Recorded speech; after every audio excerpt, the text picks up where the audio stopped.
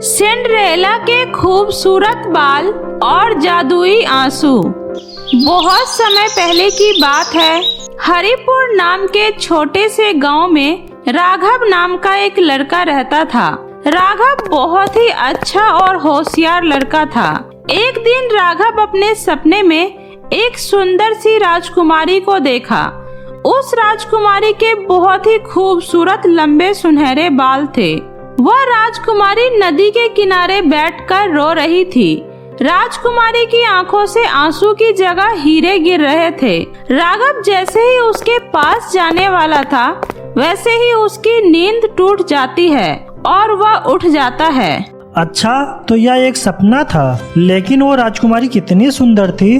वह कौन थी और वह इस तरह रो क्यों रही थी? चलो कोई बात नहीं, ये तो वैसे भी एक सपना था। अब मैं उठ जाता हूँ। उसी समय राघव घोड़े पर बैठकर जंगल की तरफ जाता है। तभी उसे रास्ते में एक बूढ़ी औरत मिलती है, जो अपने हाथ में बहुत सारी सब्जियां उठाकर बड़ी मुश्किल से चल रही थी।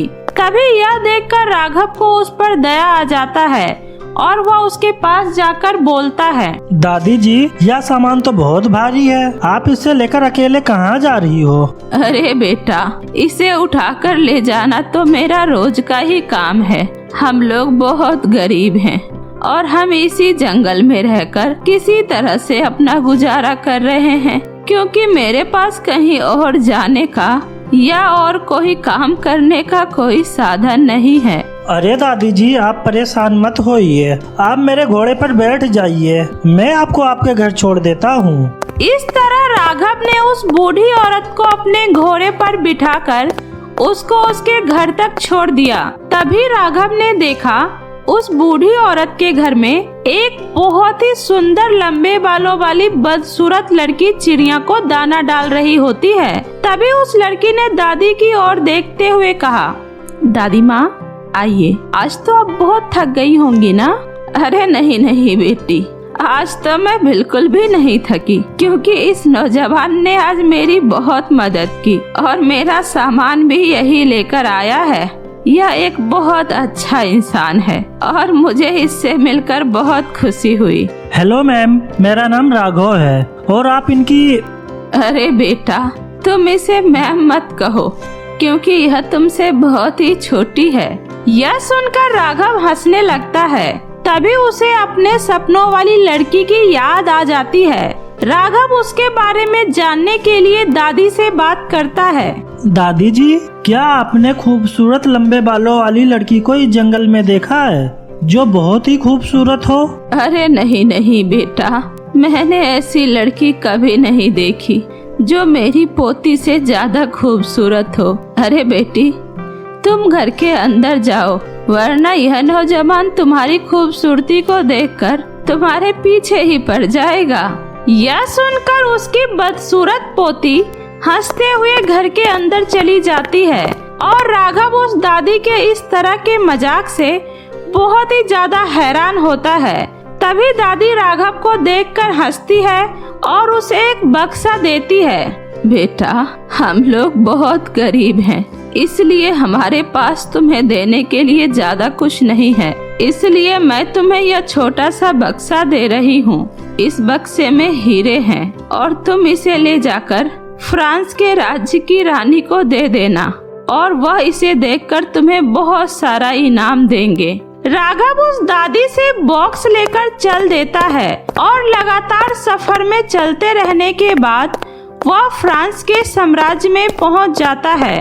तभी राघव वह बॉक्स ले जाकर फ्रांस के राजा और रानी को देता है।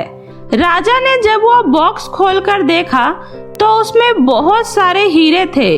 तभी बॉक्स में इतने सारे हीरे देखकर राजा रानी हैरान हो जाती है। शायद ये भगवान की ही कृपा है जो हमें आज हमारी बेटी का पता लग गया, क्योंकि यह हमारी बेटी सिंड्रेला के ही आंसू हैं। आज से 5 साल पहले मेरी बेटी फ्रांस के मेले में खो गई थी और आज मेरी बेटी की खबर मुझे मिल गई है। बेटा, तुम यहाँ बैठो और मुझे सारी बातें सच सच बताओ। ये हीरे तुम्हें कहाँ मिले? उसके बाद राघव ने राजा रानी को सारी घटना के बारे में बताया। उसने यह भी बताया कि यह हीरो का बॉक्स उसे दादी माँ ने दिया है। लेकिन उन दादी की एक ही पोती है जो दिखने में बहुत ही बदसूरत है। वो आपकी बेटी सिंड्रेला नहीं हो सकती। लेकिन बेटा, ये आंसू मेरी बेटी सिंड्रेला के ही हैं, क्योंकि उसे परियों से वरदान मिला है। वह जब भी रोएगी तो उसकी आंखों के आंसू की जगह हीरे निकलेंगे। और हमने अपनी बेटी को तो बहुत ढूंढने की कोशिश की, लेकिन वो हमें कहीं नहीं मिली। इसलिए प्लीज मुझे बताओ, ये हीरे तुम्हें कहाँ से मिले? महारानी, मुझे इन हीरो का बॉक्स उसी दादी ने दिया है, लेकिन वहाँ सिंड्रेला जैसी कोई लड़की नहीं है। लेकिन बेटा, इसमें कोई शक नहीं है कि यह आंसू मेरी बेटी सिंड्रेला के ही हैं। इसलिए तुम प्लीज हमें वहाँ लेकर चलो।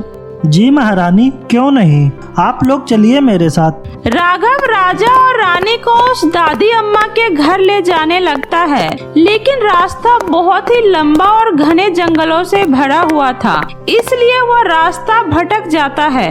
और बहुत दूर तक चलने के बाद वे लोग थककर एक पेड़ के नीचे बैठ जाते हैं। तभी राघव को चिड़ियों की आवाज सुनाई देती है। महाराज, आप लोग मेरा यहीं पर इंतजार कीजिए, मैं अभी थोड़ी देर में आता हूँ। राघव उन चिड़ियों के आवाज का पीछा करता है और वह पेड़ के पीछे जाकर छुप जाता है। तभी वह देखता है कि उस जंगल में रहने वाली दादी की बदसूरत पोती चिड़ियों के साथ खेल रही है। उसके बाद उसकी वह पोती चारों तरफ ध्यान से देखने लगती है।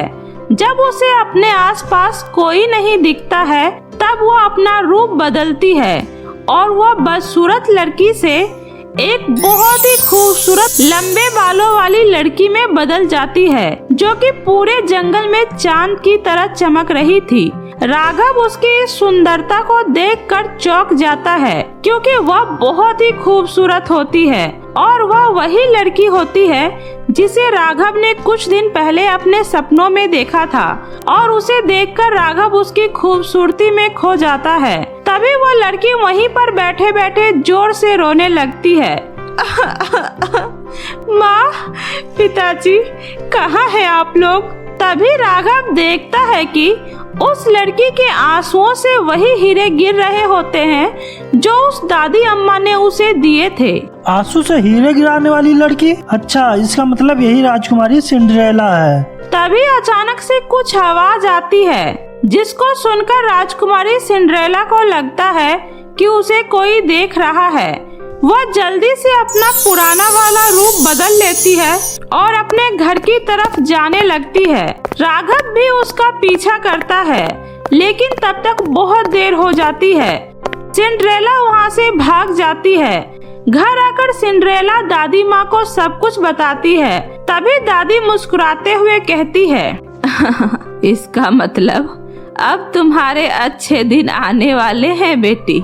कोई तुम्हें लेने आ रहा है, इसलिए अब तुम अंदर जाओ और अपना यह बदसूरत रूप बदलकर अपने माता पिता के आने का इंतजार करो। यह सुनकर सिंड्रेला बहुत ही खुश हो जाती है, क्योंकि उसके माता पिता उसे लेने के लिए आ रहे थे। तभी इधर राघव राजा रानी के पास आकर सारी घटना के बारे में उन्हें बताता है। क्या इसका मतलब वह खूबसूरत बालों वाली लड़की ही हमारी बेटी सिंड्रेला है?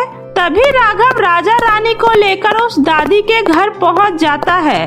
दादी उन लोगों का स्वागत करती है और कहती है, 5 साल पहले मुझे सिंड्रेला एक दुष्ट जादूगरनी के पास मिली थी और तब से वह मेरे साथ ही रह रही है। सिंड्रेला मेरे हर एक काम में मेरी सहायता करती है और वह मेरा बहुत अच्छे से ख्याल भी रखती है। वह बहुत ही अच्छी और दयालु लड़की है। वह आप सबको भी बहुत याद करती है, इसलिए सिंड्रेला आप लोगों से मिलकर बहुत ही खुश होगी। सिंड्रेला बेटी, बाहर आओ, देखो तुमसे मिलने कौन आया है। तभी सिंड्रेला अपने खूबसूरत रूप में बाहर आती है। राजा और रानी अपनी बेटी को देखकर बहुत ही खुश हो जाते हैं और रानी उसे अपने गले से लगा लेती है। मेरी प्यारी बच्ची, तुम हम सबको छोड़कर कहाँ चली गई थी? वो तो शुक्र है भगवान का जो तुम हमें फिर से मिल गई। हमने तुझे कहाँ कहाँ नहीं ढूंढा बेटी। माँ, वो तो मेरी खुशकिस्मती है जो मुझे जंगल में दादी माँ मिली, जिन्होंने मेरा बहुत ही अच्छे से ख्याल रखा। आपका बहुत बहुत शुक्रिया। मैं आपका बहुत आभारी हूँ जो आपने मेरी बेटी की इतनी मदद की। आपको जो भी कुछ चाहिए मैं आपको जरूर दूंगा। तभी वह दादी मुस्कुराती है और एक सुंदर परी में बदल जाती है।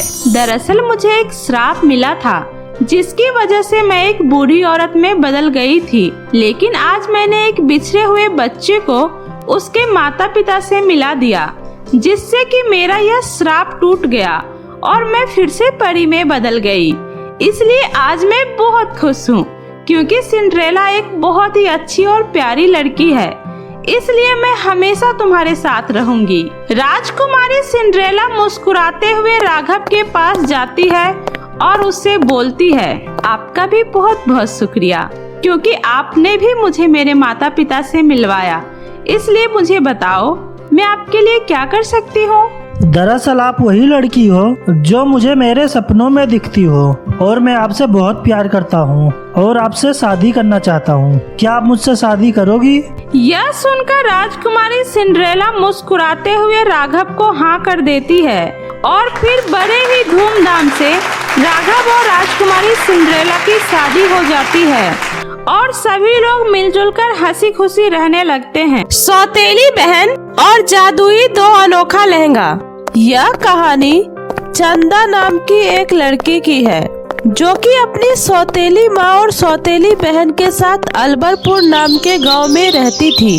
चंदा की सौतेली माँ का नाम बिमला था और उसकी सौतेली बहन का नाम पारुल था।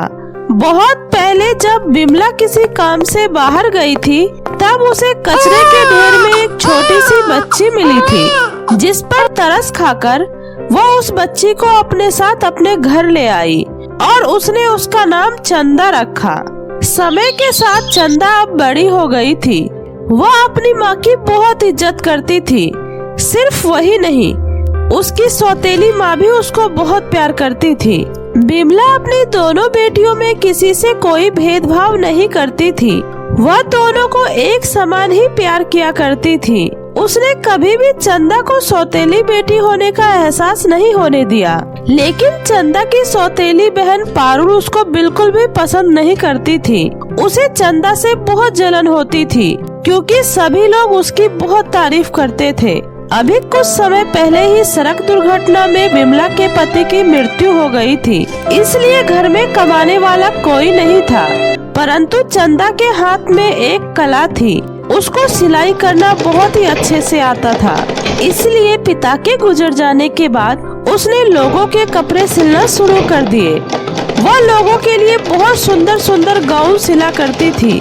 इसी से उनका घर चल रहा था। इसी तरह कुछ दिन बीत जाता है और दोनों बहनों का 12वीं का रिजल्ट आ जाता है। चंदा का रिजल्ट देखकर बिमला बहुत ही खुश होती है, लेकिन पारुल का रिजल्ट देखते ही उसे बहुत गुस्सा आता है और वह गुस्से से तिलमिला जाती है और पारुल को थप्पड़ लगाते हुए कहती है, यह सब क्या है पारुल? एक भी सब्जेक्ट में पास नहीं हुई हो? अपनी बहन चंदा को देखो, कितना अच्छा नंबर लेकर आई है। पूरे स्कूल में टॉप किया है उसने। तुमने भी पूरे स्कूल में टॉप किया है, लेकिन पीछे से।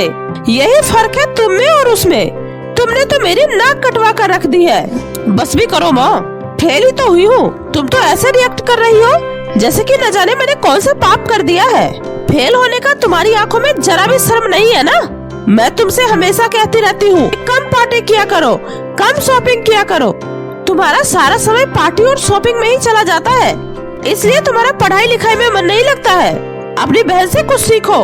पढ़ाई भी करती है और घर को भी संभाल रखा है उसने। उसी की कमाई से तुम इतनी अय्यासियां कर रही हो, समझी? अपनी माँ बिमला की इन बातों से पारुल आग बबूला हो जाती है। मम्मी, कभी कभी तो आप मेरे साथ ऐसा व्यवहार करती हो जैसे कि आप इसको नहीं, मुझे कचरे के ढेर में से उठाकर लाई हो। ऐसा लगता है जैसे मैं आपकी सौतेली बेटी हूँ। हमेशा एक ही बात बोलती रहती हो, पार्टी मत करो, शॉपिंग मत करो। यही तो उम्र है मेरी मस्ती करने की। अगर इस उम्र में मस्ती नहीं करूँगी तो कब करूँगी। इस तरह पारुल अपनी माँ को बहुत उल्टा सीधा बोलती है। काफी देर तक सुनते सुनते चंदा के सब्र का बांध टूट जाता है और वह गुस्से में पारुल को एक थप्पड़ लगा देती है और कहती है, एंजॉय करने से तुम्हें किसने मना किया है पारुल? लेकिन तुम शायद यह भूल गई हो कि ये हमारी माँ है और माँ से इस तरह की बातें नहीं की जाती। माँ भगवान का दूसरा रूप होती है और तुम उसी माँ को इस तरह से खरी खोटी सुना रही हो। और वैसे भी वह तुम्हारी भलाई के लिए तुम्हें ये सब बोल रही है। तुम तो चुप ही रहो। तुम्हारी हिम्मत कैसे हुई मुझ पर हाथ उठाने की? देखा ना आपने, आज आपकी वजह से इसकी इतनी हिम्मत हो गई है कि इसने मुझ पर हाथ उठाया है। ये सब आपकी वजह से हुआ है। आज आपकी वजह से मेरी इस घर में बिल्कुल भी इज्जत नहीं है। इतना कहते हुए पारुल गुस्से में पैर पटकते हुए अपने कमरे में चली जाती है। उसको बहुत गुस्सा आ रहा था। वो अपने कमरे में जाकर रोने लगती है। इधर चंदा अपनी माँ से कहती है, मुझे माफ कर दीजिए माँ, मुझे लगता है मैंने पारुल को कुछ ज्यादा ही बोल दिया। मुझे उस पर इस तरह से हाथ नहीं उठाना चाहिए था। नहीं बेटी, इसका ज्यादा ही हो गया है। घर में किसी की इज्जत नहीं करती है, न तुम्हारी न ही मेरी। और तुमने देखा ना, वो पूरे क्लास में कितने कम नंबर लेकर आई है। कोई बात नहीं माँ, जाने दो। अभी वो रो रही है, मैं उसको मना कर आती हूँ। इतना कहकर चंदा पारुल के कमरे में जाती है और पारुल से कहती है, रोना बंद करो मेरी बहन, मुझे माफ कर दो। माँ की तरफ से मैं भी तुमसे माफी मांग रही हूँ। चली जाओ यहाँ से, मुझे तुमसे कोई बात नहीं करनी है। हर जगह महान बनने आ जाती हो। आज तुम्हारी वजह से माँ ने मुझे इतना डांटा है और तुमने जो मुझे थप्पड़ मारा है ना, उसका बदला तो मैं तुमसे लेकर रहूंगी। मैं नहीं चाहती कि तुम मेरे कमरे में 1 मिनट और भी रुको। चली जाओ यहाँ से। कहीं पारुल और ज्यादा गुस्सा न हो जाए, यह सोचकर चंदा वहाँ से चुपचाप चली जाती है। उसके बाद पारुल अपने मन में सोचती है, चंदा की बच्ची, आज जो कुछ भी हो रहा है ना, वो सब तेरी वजह से ही हो रहा है। अब तू देख, मैं तुझे कैसे इस घर से बाहर निकलवाती हूँ। उसी गांव में एक डायन रहती थी। पारुल उस डायन के पास जाती है और उस डायन को सारी बात बताती है। उसकी बात जानकर डायन उससे कहती है, मेरे पास तुम्हारी समस्या का हल है, लेकिन उसके बदले तुम्हें मुझे 5,000 रुपए देने होंगे। 5,000 क्या? मैं तुम्हें इस काम के लिए 10,000 देने के लिए तैयार हूँ। बस तुम किसी तरह से मेरा काम कर दो। तभी डायन वहाँ पर एक गाउन लेकर आती है और कहती है, यह गाउन मेरे काले जादू से परिपूर्ण है। तुम इस गाउन को अपनी बहन को पहनने के लिए देना, फिर देखना कैसे वो तुम्हारे बस में आ जाती है। फिर तुम उससे जो चाहो वो करवा सकती हो। डायन की बातें सुनकर पारुल बहुत ही खुश हो जाती है और डायन को पैसे देकर वह काला जादू किया हुआ गाउन घर ले आती है और अपनी बहन के कमरे में जाकर कहती है, चंदा, मुझे माफ कर दो मेरी बहन, मैं गुस्से में थी, इसलिए मैंने तुमसे और माँ से इस तरह से बात की। आगे से मैं कभी ऐसा नहीं करूँगी। अरे कोई बात नहीं पगली। अच्छा वैसे ये बता, ये तेरे हाथ में इतना खूबसूरत गाउन कहाँ से आया? जहाँ तक मुझे याद है मैंने तो इसे नहीं सिला है। नहीं बहन, ये गाउन तो मैं बाजार से लेकर आई हूँ। अच्छा चलो अब इसे जल्दी से पहन कर दिखाओ ना, मैं देखना चाहती हूँ कि ये गाउन तुम्हारे ऊपर कैसा लगता है। पारुल की बातों में आकर चंदा ने उस गाउन को पहन लिया। वह गाउन पहनते ही चंदा पारुल के बस में आ जाती है। उसके बाद पारुल कहती है, आखिर मैंने तुझे अपने बस में कर ही लिया। चंदा की बच्ची, चल अब जा और माँ की इंसल्ट कर। चंदा ने वह सम्मोहन से भरा गाउन पहन रखा था, इसलिए वो पारुल की बात मान लेती है और अपनी माँ के पास जाकर उनकी बहुत इंसल्ट करती है। उसके बाद पारुल चंदा को माँ पर अत्याचार करने के लिए कहती है। उसकी बात सुनकर चंदा वैसा ही करती है। वह दोबारा से बिमला के कमरे में जाती है और उसके दोनों हाथ पीछे मोड़कर कहती है, क्यों रे मेरी सौतेली माँ, तुम मुझसे प्यार प्यार से सारे काम करवा लेती है ना। अब से मैं तेरा कोई काम नहीं करूँगी। मेरी सिलाई से तुम लोगों का घर चलता है ना। अब मैं न ही सिलाई करूँगी न ही घर के कोई काम करूँगी। अब से घर के सारे काम भी तू ही करेगी और सिलाई भी तू ही करेगी, समझी? अब जल्दी से जा, मेरे लिए छोले भटूरे बना कर ला। चंदा बेटी, अचानक से ये तुम्हें क्या हो गया बेटी? तुम मेरे साथ ऐसा व्यवहार क्यों कर रही है? मेरा हाथ छोड़, मुझे बहुत दर्द हो रहा है। बचपन से लेकर आज तक मैंने तुम्हें कभी कुछ नहीं कहा। मैं तो तुझे अपनी सबसे अच्छी बेटी समझती हूँ, फिर भी तू मेरे साथ ऐसा क्यों कर रही है बेटी? चुप कर, बहुत सुन ली तेरी बकवास। जल्दी से मेरे लिए छोले भटूरे बना कर ला। उसके बाद तुझे पूरे घर की सफाई भी करनी है, पूरा घर बहुत गंदा है। बिमला चंदा के इस व्यवहार से बहुत ही ज्यादा परेशान हो जाती है, क्योंकि उसे पता नहीं था कि चंदा को क्या हो गया है। थोड़ी देर बाद बिमला छोले भटूरे बनाकर चंदा के पास लाती है और वह देखती है कि चंदा ने अपने हाथों से सिले हुए सभी गाउन को जला दिया है। ये सब देखकर बिमला चंदा से कहती है, चंदा बेटी, तुमने ये क्या अनर्थ कर दिया? तुमने सभी गाउन जला दिए, ये तो बहुत बड़ा नुकसान हो गया। तुम्हें ऐसा नहीं करना चाहिए था बेटी। ये वो गाउन थे जो मैंने अपने हाथ से बनाए थे, तो अगर मैंने जला भी दिया तो क्या हुआ? ये सब देखकर पारुल मन ही मन बहुत खुश हो रही थी। जब चंदा वहाँ से चली जाती है तो पारुल अपनी माँ से जाकर कहती है, देखा माँ, आखिर इसने अपने असली रूप दिखाने शुरू कर ही दिए। सौतेली है ना, सौतेली ही रहेगी, चाहे इसे कितना भी प्यार कर लो। मैं तो कहती हूँ अभी भी समय है। माँ, इसे धक्के मारकर इस घर से बाहर निकाल दो, वरना वो समय दूर नहीं जब वो हम दोनों को घर से बाहर निकाल देगी।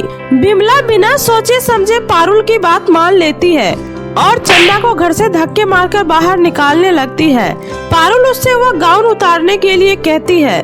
गाउन उतारते ही चंदा को कुछ भी समझ में नहीं आ रहा था कि आखिर यह सब क्या हो रहा है और क्यों हो रहा है। वो अपनी माँ के कहने पर घर छोड़कर चली जाती है। उसके पास अब रहने के लिए कोई जगह नहीं था, इसलिए वो एक जंगल में चली जाती है और वहाँ बैठकर सोचने लगती है, हे भगवान, मुझे सच में कुछ नहीं पता कि आखिर मैंने अपनी माँ के साथ ऐसा दुर्व्यवहार क्यों किया। ऐसा सोचते हुए चंदा बहुत रो रही थी। तभी वहाँ एक बहुत ही खूबसूरत परी प्रकट होती है और वह चंदा से कहती है, मैं सब जानती हूँ चंदा कि तुमने ऐसा क्यों किया। यह सब तुम्हारी सौतेली बहन का किया धरा है। उसने तुम्हें जो गाउन पहनाया था वो सम्मोहन से भरा था। तुम उस गाउन को पहनकर सम्मोहित हो गई थी। तुम वही कर रही थी जो तुम्हें तुम्हारी सौतेली बहन करने को कह रही थी। क्या पारुल ऐसा भी कर सकती है? मैंने कभी नहीं सोचा था, लेकिन उसके पास वो जादुई गाउन कहाँ से आया होगा? चंदा, वो गाउन तुम्हारे ही गांव में रहने वाली एक डायन ने उसे दिया था, लेकिन तुम चिंता मत करो, मैं तुम्हारी मदद करना चाहती हूँ। मैं तुम्हें एक ऐसा जादुई गाउन दूंगी जिससे कि तुम सारी सच्चाई अपनी माँ को सबूत के साथ बता पाओगी। परी की बातें सुनकर चंदा खुश हो जाती है। फिर परी वहाँ पर एक बहुत ही खूबसूरत सा दिखने वाला जादुई गाउन प्रकट करती है। उसके बाद चंदा वो जादुई गाउन पहन लेती है और तुरंत अपने घर चली जाती है और घर जाकर अपनी सौतेली बहन पारुल से कहती है, पारुल, मुझे सब पता चल गया है कि तुमने मेरे साथ क्या किया था। अभी भी समय है, जाओ माँ को सब सच सच बता दो, वरना मैं माँ को सारी सच्चाई बता दूंगी। चंदा पारुल से सच उगलवाने की बहुत कोशिश करती है, लेकिन पारुल सच नहीं उगलती है। तभी जादुई गाउन से तेज रोशनी प्रकट होती है और वह सारा सच दिखाई देने लगता है। सारी सच्चाई देखकर बिमला के पैरों तले जमीन खिसक जाती है और वो पारुल को जोरदार तमाचा मारती है और कहती है, मुझे नहीं पता था पारुल कि तुम चंदा से इतनी नफरत करती हो। तुमने इसको घर से बाहर निकलवाने के लिए क्या कुछ नहीं किया, यहाँ तक कि गांव की डायन से सहायता भी ली। मुझे तो तुम्हें अपनी बेटी कहते हुए भी शर्म आ रही है। अगर परी ने चंदा को जादुई दूसरा गाउन नहीं दिया होता, फिर तो मुझे सच्चाई का कभी पता नहीं चलता। पारुल को अपनी गलतियों का एहसास हो गया था। वो अपनी माँ से माफी मांगती है, लेकिन बिमला उसको माफ नहीं कर रही थी। तभी चंदा कहती है, कोई बात नहीं माँ, देखो उसे अपनी गलती का एहसास है, उसे माफ कर दो माँ। माँ, इसे एक मौका और दे देना चाहिए, आखिर गलती इंसान से ही होती है। देखा पारुल, कितना बड़ा दिल है चंदा का, अभी भी वो तुम्हारे पक्ष में ही बोल रही है। मुझे माफ कर दो चंदा, मुझसे बहुत बड़ी गलती हो गई, प्लीज मुझे माफ कर दो। अब मुझे सब समझ में आ गया है कि तुम में और मुझ में कितना फर्क है। प्लीज मुझे माफ कर दो मेरी बहन। पारुल, मैं तुम्हें कब का माफ कर चुकी हूँ। मुझे बहुत खुशी है कि अब तुम्हें मुझसे कोई गिले शिकवे नहीं है। अब सब एक साथ मिलजुल कर रहेंगे। पारुल को सभी माफ कर देते हैं। उसके बाद सभी अपना जीवन खुशी खुशी व्यतीत करने लगते हैं। इस प्रकार परी के जादुई गाउन की वजह से सब कुछ ठीक हो जाता है। पारुल के मन में चंदा के लिए जो घृणा थी अब वो खत्म हो जाती है। तो मेरे प्यारे दोस्तों, कैसी लगी आपको मेरी ये कहानी? मुझे कमेंट करके जरूर बताएं। कहानी अच्छी लगी हो तो इसे अपने दोस्तों के साथ भी शेयर करें। और हाँ दोस्तों, अगर आपने अब तक मेरे चैनल जादुई टीवी को सब्सक्राइब नहीं किया है तो जल्दी से नीचे लाल बटन दबाकर अभी सब्सक्राइब कर ले। तो मिलती हूँ ऐसे ही फिर किसी नई मजेदार जादुई कहानी के साथ। तब तक अपना ध्यान रखें। बाय बाय दोस्तों।